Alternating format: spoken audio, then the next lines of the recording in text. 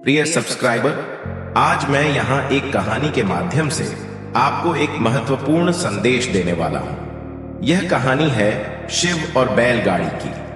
आइए इस कहानी का प्रारंभ करते हैं। यह कुछ 300 साल पहले की बात है। कर्नाटक के सद्दूर दक्षिण क्षेत्र में अपनी बूढ़ी माँ के साथ एक योगी रहते थे। उनकी माँ काशी जाना चाहती थी ताकि वह विश्वनाथ जाकर शिव की गोद में प्राण त्याग सके। इसके अलावा उसने अपने जीवन में अपने बेटे से कभी कुछ नहीं मांगा था। उसने कहा, मुझे काशी ले चलो, मैं बूढ़ी हो रही हूं, मैं वहीं जाके मरना चाहती हूं। योगी ने अपनी बूढ़ी मां के साथ दक्षिण कर्नाटक के जंगलों से होते हुए काशी के लिए एक लंबी यात्रा शुरू की। वृद्ध होने के कारण उनकी मां का स्वास्थ्य बिगड़ गया, तो उन्होंने मां को कंधे पर उठा लिया और जाहिर तौर पर कुछ समय पश्चात वह कमजोर महसूस करने लगा। उसके पास शिव से याचना करने के बजाय और कोई चारा नहीं बचा। उन्होंने याचना की, हे शिव, मुझे मेरे इस प्रयास में विफल मत होने देना। बस यही एक चीज है जो मेरी मां ने मुझसे मांगा है। कृपया मुझे इसे पूरा करने दें। मैं इन्हें काशी ले जाना चाहता हूं। हम वहां सिर्फ आप ही के लिए आ रहे हैं। कृपया मुझे ताकत दें।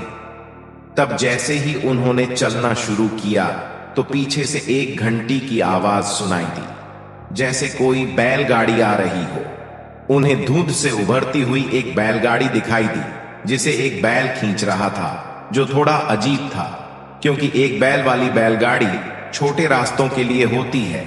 जब सफर लंबा और जंगली इलाके से होते हुए हो तो हमेशा 2 बैल ही गाड़ी को खींचते हैं, पर जब आप थके हों तो ऐसी बारीकियों को किसे परवाह। गाड़ी नजदीक आई पर वे चालक को नहीं देख पाए क्योंकि चालक लबादे में था और बाहर धुंध भी थी।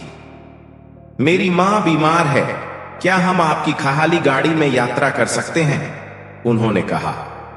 अंदर बैठे व्यक्ति ने सिर हिला के हां कहा। वे दोनों गाड़ी में बैठ गए और बैलगाड़ी आगे चलने लगी। कुछ समय बाद योगी का ध्यान इस ओर गया कि जंगली रास्ता होने के बावजूद भी बैलगाड़ी बहुत आसानी से आगे बढ़ रही थी।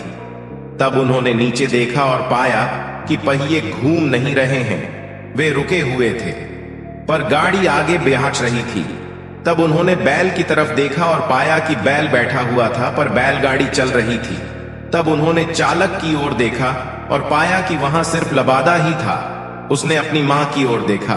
मां ने कहा, अरे पागल, हम पहुंच गए, अब कहीं और जाने की जरूरत नहीं है, यही वो जगह है, अब मुझे जाने दो। इतना कह के मां ने शरीर छोड़ दिया। बैल गाड़ी और चालक सब विलीन हो गए। योगी अपने गांव लौट आया। लोगों ने सोचा, यह इतनी जल्दी लौट आया है, यह अवश्य ही अपनी मां को कहीं छोड़ के आया है, यह उसे काशी नहीं ले गया। उन्होंने उसे पूछा, तुम अपनी मां को कहां छोड़ आए? उसने उत्तर दिया, हमें वहां जाना नहीं पड़ा, शिव खुद आए थे हमारे लिए। क्या बकवास है, उन्होंने कहा। योगी ने उत्तर दिया, मुझे फर्क नहीं पड़ता कि आप क्या सोचते हैं, वे आए थे हमारे लिए और यही सच है। मेरा जीवन ज्योतिर्मय हो गया है, यह मैं अपने अंतर में जानता हूं।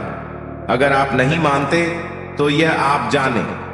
तब उन्होंने पूछा, ठीक है, हमें कुछ ऐसा दिखाओ कि हम माने कि तुमने सच में शिव को देखा है और वे सच में तुम्हारे लिए आए थे। योगी ने कहा, मैं नहीं जानता, मैंने उन्हें नहीं देखा, मुझे सिर्फ एक लबादा दिखा, वहां कोई चेहरा नहीं था, वहां कुछ नहीं था, वह खाली था। अचानक सबने देखा कि वह खुद वहां नहीं थे, सिर्फ उनके कपड़े ही दिखाई पड़ रहे थे।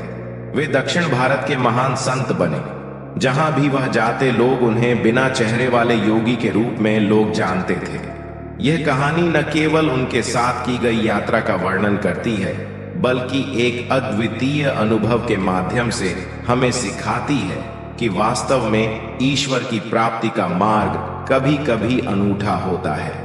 इस कहानी में साक्षात्कार के स्वर में शिव के प्रति निस्वार्थ प्रेम की महत्ता सामने आती है।